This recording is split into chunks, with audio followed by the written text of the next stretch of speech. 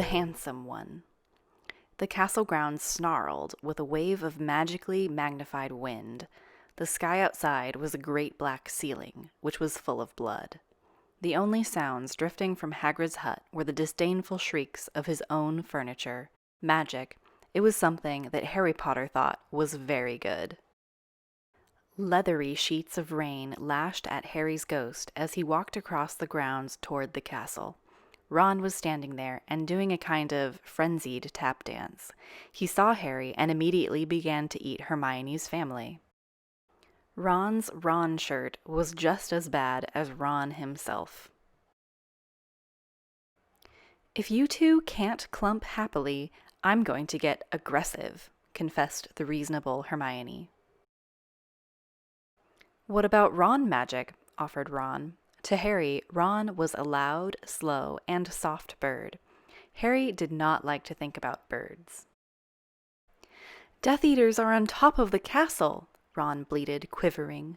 Ron was going to be spiders. He just was. He wasn't proud of that, but it was going to be hard not to have spiders all over his body after all is said and done.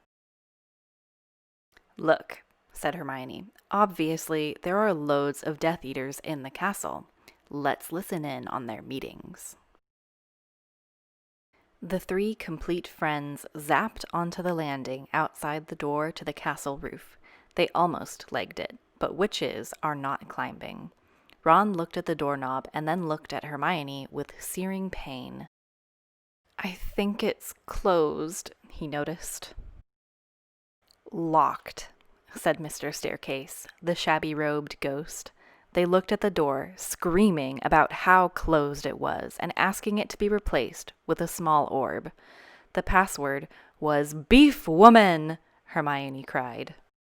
Harry, Ron, and Hermione quietly stood behind a circle of Death Eaters who looked bad. "I think it's okay if you like me," said one Death Eater. "Thank you very much," replied the other. The first Death Eater confidently leaned forward to plant a kiss on his cheek. "Oh, well done," said the second as his friend stepped back again.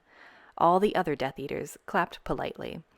Then they all took a few minutes to go over the plan to get rid of Harry's magic. Harry could tell that Voldemort was standing right behind him. He felt a great overreaction. Harry tore his eyes from his head and threw them into the forest. Voldemort raised his eyebrows at Harry, who could not see anything at the moment. "Voldemort, you're a very bad and mean wizard," Harry savagely said. Hermione nodded encouragingly. The tall Death Eater was wearing a shirt that said, "Hermione has forgotten how to dance." So Hermione dipped his face in mud. Ron threw a wand at Voldemort and everyone applauded. Ron smiled. Ron reached for his wand slowly. "Ron's the handsome one," muttered Harry as he reluctantly reached for his. They cast a spell or two, and jets of green light shot out of the Death Eaters' heads. Ron flinched. "Not so handsome now," thought Harry as he dipped Hermione in hot sauce. The Death Eaters were dead now, and Harry was hungrier than he had ever been. The great hall was filled with incredible moaning chandeliers and a large librarian who had decorated the sinks with books about masonry. Mountains of mice exploded. Several long pumpkins fell out of McGonagall. Dumbledore's hair scooted next to Hermione as Dumbledore arrived at school.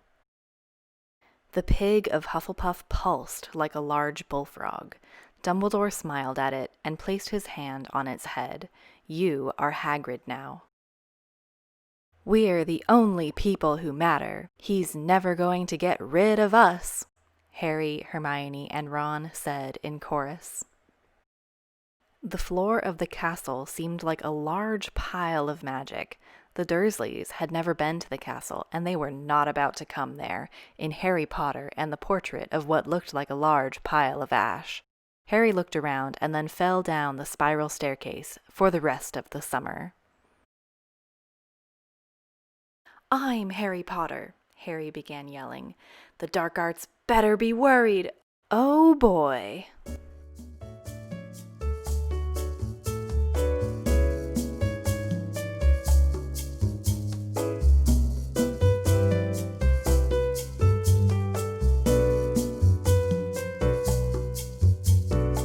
Okay. 3, 2, 1, go.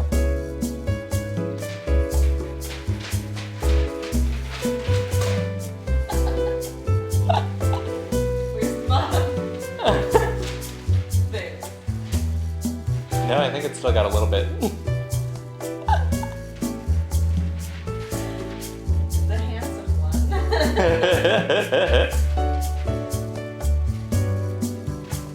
Okay.